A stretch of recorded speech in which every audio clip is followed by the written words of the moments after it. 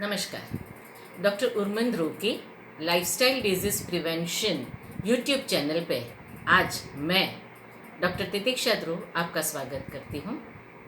Lockdown 4.0 लगभग ख़त्म होने को आया, पर दिमाग में कई ऐसे प्रश्न हैं जो अभी तक उलझे हुए हैं। आज डॉक्टर ध्रुव से पूछेंगे कि इन प्रश्नों का उत्तर क्या हो सकता है, और आने वाले एपिसोड्स में हम यही देखेंगे। डॉक्टर ध्रुव सर, आप बताइए, क्या डरना जरूरी है अभी भी?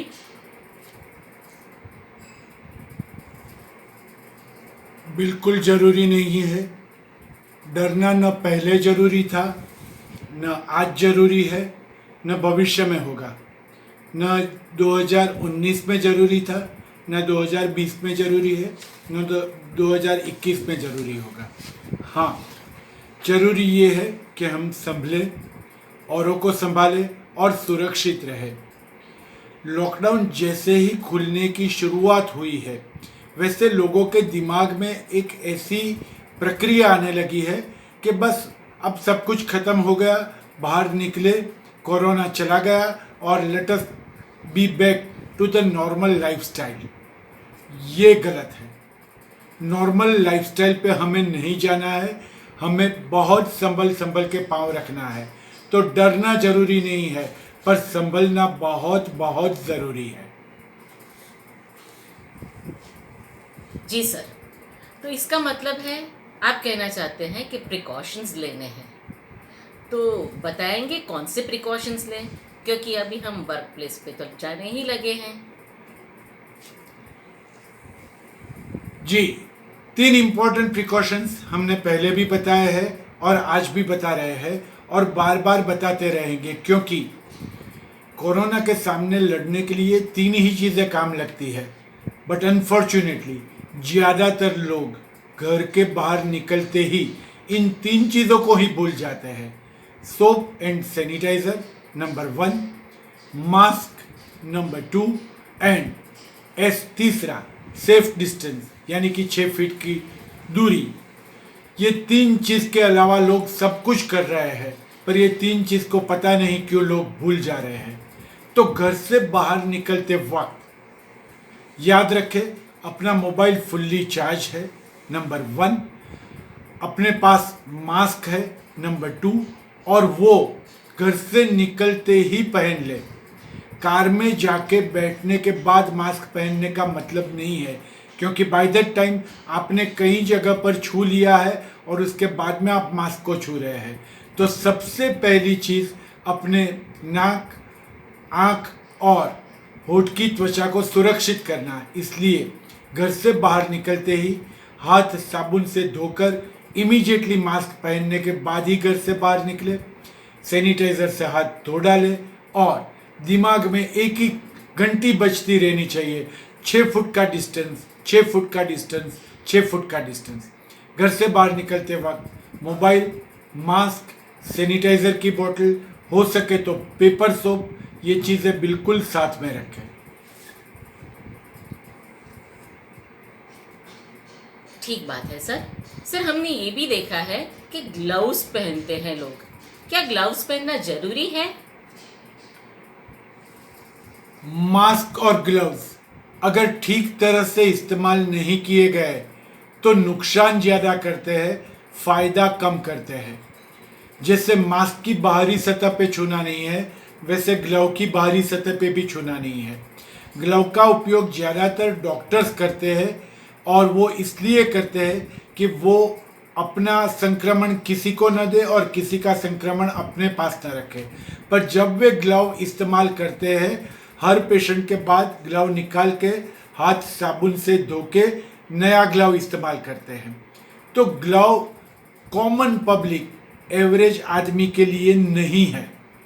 हाँ, अगर आप ग्लव पहनना चाहते हैं तो सिर्फ उसका कारण एक ही हो सकता है कि ग्लव पहनने से आदमी थोड़ा कॉन्शियस हो जाता है और ग्लव के साथ अपने चेहरे को छूने से पहले सोचता है। इसके सिवा ग्लव का और कोई फ़ायदा एवरेज पर्सन, आम आदमी के लिए नहीं है। खास तौर से अगर आप ग्लव पहनने के बाद ऐसा मान रहे हैं कि हम बिल्कुल सुरक्षित है और अब हाथ धोने की ज़रूरत नहीं है, तो ये सबसे ज़्यादा जोखिमी चीज़ है।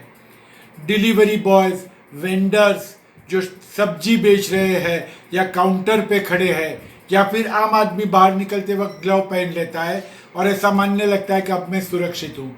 ये ग्लव दूसरा हाथ है, और ऐसा ग्लव पहना हुआ हाथ भी अगर चेहरे को छूता है तो वो उतना ही नुकसान करता है, क्योंकि उसके ऊपर भी जीवाणु लंबे अरसे तक रहते हैं। तो ग्लव अगर आप पहन रहे हैं तो ग्लव पहनने के बाद हाथ उसी तरह से धोते रहिए जैसे आपने ग्लव नहीं पहने हैं, और ग्लव के साथ भी हाथ चेहरे तक नहीं जाना चाहिए। ये बहुत ही इम्पोर्टेंट है। ग्लव को डिस्पोज ऑफ ठीक से करना जरूरी है, क्योंकि वो संक्रमण का सबसे बड़ा सोर्स है। एक ही एक ग्लव 1 दिन, 2 दिन, 3 दिन पहनना नुकसानकारक है। ग्लव एक बार निकालने के बाद दूसरी बार इस्तेमाल नहीं करना चाहिए। खासतौर से अहमदाबाद या गुजरात जैसी जगह जहाँ पर ग्लव पहनने से बहुत भारी मात्रा में पसीना होता है, वहाँ ये पसीना और ग्लव की जो कैरेक्टर है, उसका जो कंटेंट है, उससे स्किन डिजीज होने के आसार हो सकते हैं। इसलिए मेरा अनुरोध यही होगा कि जहाँ तक हो सके ग्लव न पहने। अगर ग्लव पहन रहे हैं तो उसको हाथ जैसा मान के बार बार हैंड वॉशिंग करते रहे। 3 या 4 घंटे के बाद ग्लव निकाल के प्रॉपरली डिस्पोज ऑफ कर दीजिए। और अगर आप पब्लिक प्लेसेस पे रहें, कॉमन काउंटर्स पर, तो ग्लव को बार बार बदलते रहें। ठीक है सर, तो हम ये तो समझ गए, क्योंकि ग्लव्स पहन के हाथ धोने हैं तो ग्लव्स रबर के ही होने चाहिए। ऑफ कोर्स कपड़े के ग्लव्स का तो कोई मतलब ही नहीं है। ठीक है, ये बात समझ ली। अब आगे करें, मनी का ट्रांजैक्शन कैसे करें? हम पेपर मनी यूज़ करें या प्लास्टिक मनी? इन दिनों में रिजर्व बैंक के द्वारा ये रिकमेंडेशंस आ रहे हैं कि जहाँ तक हो सके आप डिजिटल मनी का इस्तेमाल कीजिए। जब ये डिजिटल मनी की बात हो रही है तो इसका मतलब ये होता है कि आप ट्रांजैक्शन बिना एक दूसरे को छुए करें। अगर ये हो सकता है तो बहुत बढ़िया है। 120 करोड़ की आबादी में ये शायद हर व्यक्ति के लिए मुमकिन नहीं है, जिसका मतलब है कि हमें पेपर ट्रांजैक्शन, जो करेंसी नोट्स है, उसका इस्तेमाल चालू रखना पड़ेगा। ये कंपलसरी नहीं है, अवॉइड कर सकते हैं तो अच्छा है, पर ख्याल ये रखना है कि ये हर चीज़ हम अल्टीमेटली संक्रमण युक्त नोट अपने चेहरे तक नहीं ले जाना है। यानी कि आप नोट को छूने के बाद हाथ साबुन से धोए बिना चेहरे तक पहुंचेंगे तो वो कोरोना के विषाणु को वहां तक पहुंचा सकते हैं। सो बेसिक इंटेंशन समझना ज़रूरी है कि दूसरे आदमी के पास से आई हुई कोई भी चीज़, ये नोट्स भी हो सकते हैं या और कोई भी चीज़ हो सकती है, उसको छूने के बाद ये बेहतर रहेगा कि हाथ साबुन से या सैनिटाइज़र से धो डालें और उसको चेहरे से छूने से पहले साफ कर दें। कई लोग ऐसा मानते हैं कि क्रेडिट या डेबिट कार्ड का इस्तेमाल करना बिल्कुल सेफ है। आप क्रेडिट कार्ड भी भाई उनके हाथ में दे रहे हैं जो वो मशीन में डाल रहा है और वो उसमें से निकाल के आपको वापस दे रहा है। आप वहाँ पर पिन कोड भी डाल रहे हैं। इसका मतलब ये है कि यू आर टचिंग, आप वहाँ पर कोई जाहिर सरफेसिस को छू रहे हैं।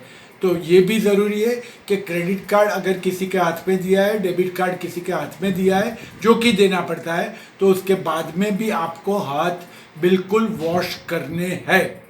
सो किसी भी चीज़ की आपले ट्रांसफ़र के बाद हाथ अगर आप धो रहे हैं तो करेंसी नोट्स और क्रेडिट कार्ड एक ही तरह से सेफ रहते हैं। ठीक है सर, अब बात करूँगी बैग और लैपटॉप जैसे गैजेट्स की। इसे हम कैसे साथ में रखें? कोई सावधानी बरतनी रहेगी?